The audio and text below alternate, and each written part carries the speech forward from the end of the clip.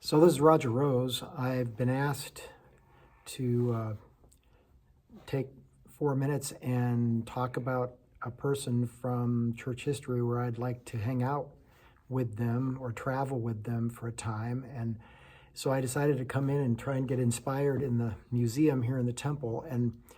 And I love the displays here. I mean, I'm surrounded by artifacts that it blows my mind.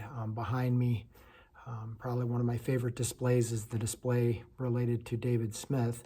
And I think that would be a wonderful person to hang out with. Earlier, I was thinking about others that I would like to travel with.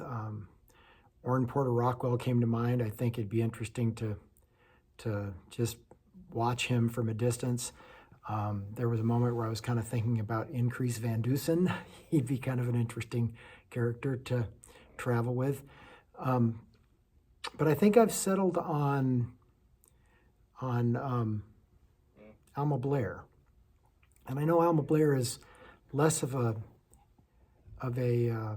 historical figure, but he is somebody that is historical, and I think it would be a very interesting experience for me to spend traveling time with him. I have had an opportunity to spend traveling time with him in the past, and he was a great inspiration for me.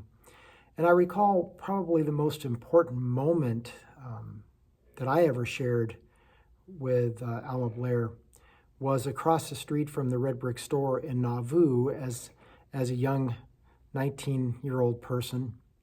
We were standing across the street from the Red Brick Store, basically in the foundation of the William Law Home, and I and 9 other interns in 1982 were asked a very difficult question, just as we were walking around with our mentor, Alma, and he said, "I want you to look at the foundation of this building. Is this a foundation that would support a 2-story building?" And I had no idea where he was going with this, but it looked like a pretty thin foundation, so I and others said, probably not. And he said, "Well, do you think it would support a 1-story building?" Well, obviously it would support a 1-story building. And what Alma was doing is he was setting up an opportunity for us to inquire about the actions of William Law. And we concluded after several opportunities to share that this would be a wonderful, very important place to us, maybe even a place where William Law possibly could have climbed up on his roof and looked across the street into the 2nd floor of the Red Brick Store and recognized that interesting things were going on in that building that he couldn't understand.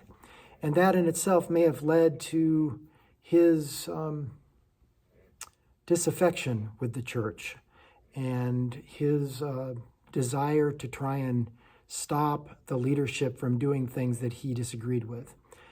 Now, I have to admit that William Law would be a person that it would be fun to hang out with on a trip, but it's Alma that led so many of us in my generation to a place of inquiry and a place of historical understanding and a place of awakening.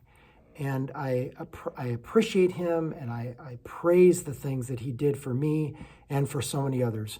So, Alma, if you're able to hear this in heaven right now, I'm grateful for who you were and who you are and what you did for me and so many others. And I think it would be a hoot to go on a trip with you, and maybe we could stop by a Perkins and have some breakfast.